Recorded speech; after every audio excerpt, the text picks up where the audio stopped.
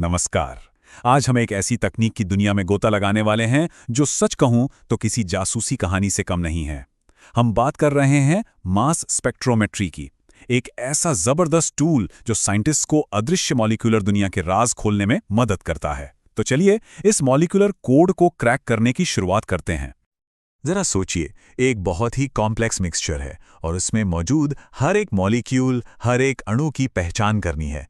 सुनने में ही कितना मुश्किल लगता है ना? यही वो सबसे बड़ा सवाल है जिसे आज हम सुलझाने वाले हैं। आखिर साइंटिस्ट इस आणविक पहेली को सुलझाते कैसे हैं? और इसका जवाब है मास स्पेक्ट्रोमेट्री। इसे आप मॉलिक्यूल्स की दुनिया का एक बेहतरीन जासूस समझ सकते हैं।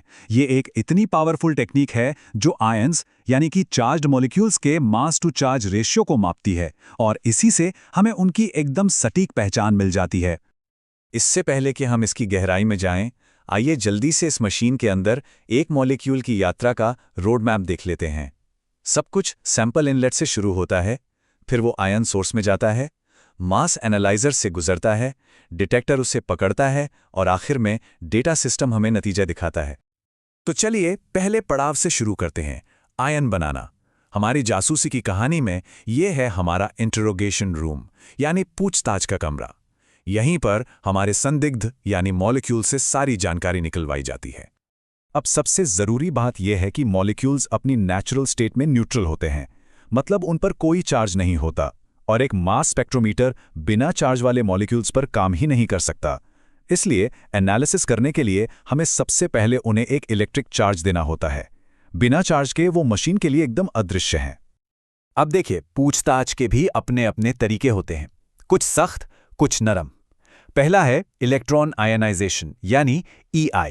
ये है एकदम हार्डकोर पूछताछ वाला तरीका। इसमें मॉलिक्यूल पर इतनी एनर्जी डाली जाती है कि वो छोटे छोटे टुकड़ों में टूट जाता है और यही टूटे हुए हिस्से हमें उसकी बनावट के बारे में जबरदस्त सुराग देते हैं।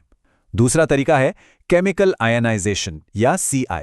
ये थोड़ा नरम तरीका है जिसमें कोशिश की जाती है कि मॉलिक्यूल ज़्यादा टूटे नहीं, वो काफ़ी हद तक जैसा है वैसा ही रहे ताकि उसकी पूरी की पूरी पहचान हो सके। और जब हमारे संदिग्ध यानी मॉलिक्यूल्स बहुत बड़े और कॉम्प्लेक्स होते हैं, जैसे कि प्रोटीन्स, तब हम ESI और MALDI जैसी खास तकनीकों का इस्तेमाल करते हैं। ये तरीके इन बड़े बड़े मॉलिक्यूल्स को बिना तोड़े फोड़े चार्ज करने में माहिर हैं। तो एक बार जब हमारे मॉलिक्यूल्स चार्ज हो गए, तब हम अगले चरण पे पहुंचते हैं। इसे हम कह सकते हैं संदिग्धों का लाइनअप। यहाँ पर सभी चार्ज्ड मॉलिक्यूल्स को उनकी पहचान के आधार पर अलग अलग किया जाता है। तो सवाल यह है कि इन्हें अलग अलग कैसे करते हैं? हम ऐसा करते हैं उनके मास टू चार्ज रेशियो यानी M/Z के आधार पर। ये हर आयन का एक यूनिक सिग्नेचर होता है, जैसे किसी का वजन और उसका ID कार्ड, जो उसे लाइनअप में बाकियों से बिल्कुल अलग बनाता है। अच्छा, तो ये लाइनअप होता कैसे है? इसके लिए भी मजेदार तरीके हैं। एक है क्वाड्रुपोल एनालाइजर। इसे एक बहुत ही सख्त गेटकीपर समझिए, जो सिर्फ सही M/Z वाले आयन्स को ही आगे जाने की इजाजत देता है, बाकी सब बाहर। दूसरा तरीका है टाइम ऑफ फ्लाइट या TOF एनालाइजर। अरे ये तो एक रेस ट्रैक जैसा है। सारे आयन्स को एक साथ दौड़ाया जाता है और जाहिर है जो हल्के आयन्स होते हैं वो तेजी से भागकर डिटेक्टर तक पहले पहुंच जाते हैं। पूछताछ हो गई, लाइनअप भी हो गया। अब वक्त है बड़े खुलासे का। यहाँ हमें वो सबूत मिलता है जो हमारे संदिग्ध मॉलिक्यूल की पहचान हमेशा के लिए पक्की कर देता है, उसका मॉलिक्यूलर फिंगरप्रिंट। इस पूरी प्रक्रिया का जो नतीजा निकलता है वो होता है एक ग्राफ, जिसे कहते हैं मास स्पेक्ट्रम। और मजे की बात यह है कि हर मॉलिक्यूल का अपना एक खास यूनिक स्पेक्ट्रम होता है, बिल्कुल वैसे ही जैसे हर इंसान का एक यूनिक फिंगरप्रिंट होता है। ये पहचान का सबसे पक्का सबूत है। इस फिंगरप्रिंट के अंदर भी कई सुराग छिपे होते हैं। जो मॉलिक्यूलर आयन की पीक होती है वो हमें मॉलिक्यूल का कुल वजन बताती है। जो टूटे हुए आयन्स यानी फ्रैगमेंट आयन्स के पैटर्न होते हैं, उनसे हमें उसके स्ट्रक्चर का पता चलता है, मतलब कि वो किन किन टुकड़ों से बना है। और आइसोटोपिक आयन्स कुछ खास एलिमेंट्स की मौजूदगी को कंफर्म कर देते हैं। जो माहिर जासूस होते हैं वो कुछ खास पैटर्न भी पहचानते हैं। मैक्लाफर्टी रीअरेंजमेंट एक ऐसा ही पैटर्न है। ये एक खास तरीके से टूटने का पैटर्न है जो कुछ खास तरह के मॉलिक्यूल्स में ही दिखता है। इसे पहचानना एक एक्सपर्ट का काम है और इससे मॉलिक्यूल के स्ट्रक्चर के बारे में बहुत अहम जानकारी मिलती है। तो ये इतनी पावरफुल जासूसी तकनीक असल दुनिया में क्या करती है? चलिए देखते हैं कि कैसे मास स्पेक्ट्रोमेट्री हमारी रोजमर्रा की जरूरी समस्याओं को सुलझाने में मदद करती है। यहाँ हमारी मुलाकात होती है एक स्टार जोड़ी से, GCMS। ये गैस क्रोमैटोग्राफी और मास स्पेक्ट्रोमेट्री का एक दमदार कॉम्बिनेशन है।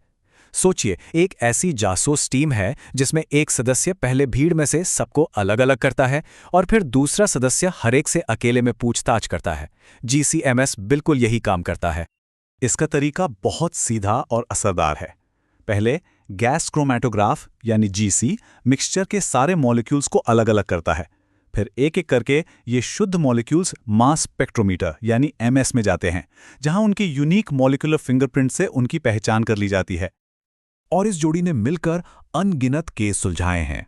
फॉरेंसिक्स में क्राइम सीन पर ड्रग्स या जहर का पता लगाने से लेकर पर्यावरण में खतरनाक पॉल्यूटेंट्स की पहचान करने तक, फूड सेफ्टी में ये पक्का करने तक कि हमारा खाना सुरक्षित है, और दवा इंडस्ट्री में ये समझने तक कि दवाइयां शरीर में कैसे काम करती हैं, GCMS हर जगह मौजूद है।